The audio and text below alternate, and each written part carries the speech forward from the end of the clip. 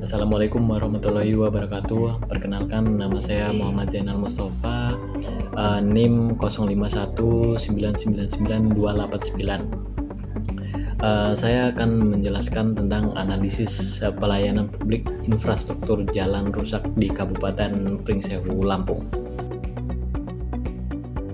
Permasalahan jalan rusak yang ada di Kabupaten Pringsewu. Yang pertama, jalan rusak menjadi masalah pelayanan publik di Kabupaten Pringsewu. Pemerintah dinilai lambat menangani kerusakan jalan. Infrastruktur jalan berdampak pada aktivitas masyarakat. Masyarakat membutuhkan pelayanan yang cepat dan transparan. Solusi yang ditawarkan. Yang pertama adalah aplikasi pelaporan jalan rusak. Pemerintah daerah dapat membuat aplikasi pelaporan jalan rusak untuk pelaporan langsung ke pemerintah daerah dan bukti berupa foto dan video untuk menghindari laporan palsu. Yang kedua, pemerintah daerah dapat membuat tim khusus infrastruktur untuk menganalisis tingkat kerusakan jalan. Setelah itu menentukan jalan ditambal atau diaspal ulang. Menindaklanjuti laporan masyarakat. Yang ketiga, sistem tracking anggaran infrastruktur. Perlunya transparansi anggaran jalan agar masyarakat mengetahui anggaran untuk disediakan dana jalan. Yang kedua, mencegah korupsi. Yang ketiga, anggaran sesuai kebutuhan masyarakat. Teori pelayanan publik. Yang pertama, teori responsivitas. Masalah perbaikan jalan lambat karena birokrasi. Solusinya, yang pertama, tim reaksi cepat. Yang kedua, aplikasi pelaporan digital. Yang kedua, New Public Service atau NPS. Masalah, warga dianggap objek pembangunan. Solusinya, yang pertama, masyarakat sebagai mitra utama. Yang kedua, kanal pengaduan. Yang ketiga, musrenbeng partisipatif. Yang ketiga, manajemen kinerja dan standar pelayanan minimal. Masalah, kurang transparansi anggaran. Solusinya, standar pelayanan terbuka. Kedua, target waktu perbaikan jalan.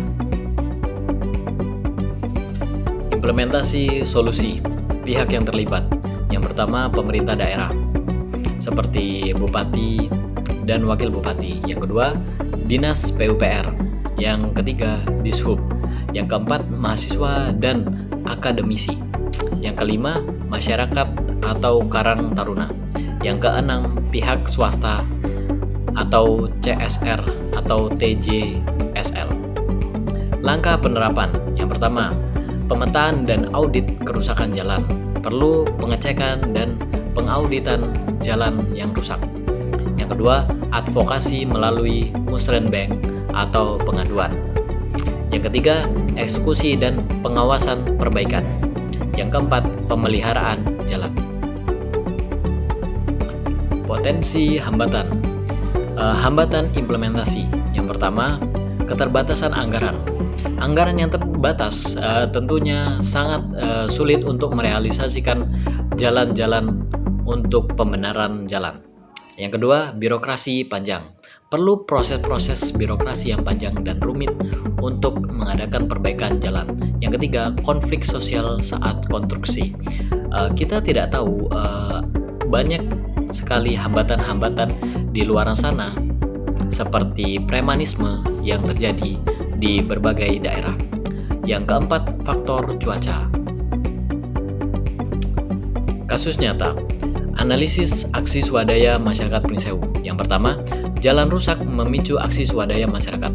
Masyarakat berinisiatif untuk membenarkan jalan sendiri karena pemerintah daerah tidak ada pergerakan untuk membenarkan jalan.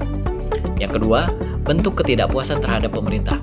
Masyarakat banyak yang kecewa karena pemerintah daerah seperti tidak peduli terhadap wilayah-wilayahnya untuk dibenarkan jalan. Sedangkan itu jalan adalah jalan antar penghubungan kabupaten kota. Yang ketiga, solidaritas lokal dan platform digital mempercepat koordinasi. Bentuknya seperti memviralkan jalan-jalan yang rusak sebagai protes dari masyarakat itu sendiri. Yang keempat, kritik terhadap transparansi, akuntabilitas, dan kapasitas pemerintah. Jenis pelayanan dan dampak. Jenis pelayanan. Yang pertama, pelayanan infrastruktur jalan. Penyediaan layanan. Pemerintah daerah, Dinas Pekerjaan Umum, Kabupaten Pringsewu. Dampak permasalahan ekonomi. Distribusi terganggu. Yang kedua, biaya transportasi meningkat. Yang ketiga, petani dan pedagang dirugikan. Dampak pendidikan, kesulitan akses sekolah, tingkat ketidakhadiran meningkat. Dampak permasalahan kesehatan, akses puskesmas dan rumah sakit terbatas.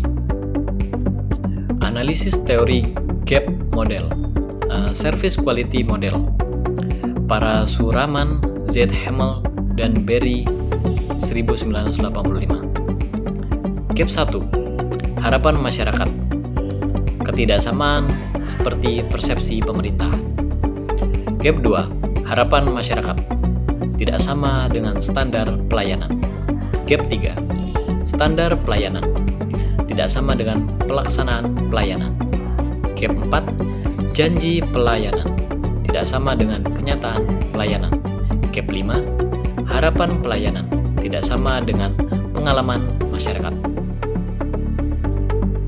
Menganalisis gap model pada kasus Kabupaten Pringsewu. Gap 1. Pemerintah terlambat memahami kebutuhan masyarakat. Gap 2. Pelayanan cepat diharapkan masyarakat tetapi standar belum optimal. Gap 3. Perbaikan jalan hanya tambal sementara. Gap 4. Janji kampanye tidak sesuai realita pelayanan.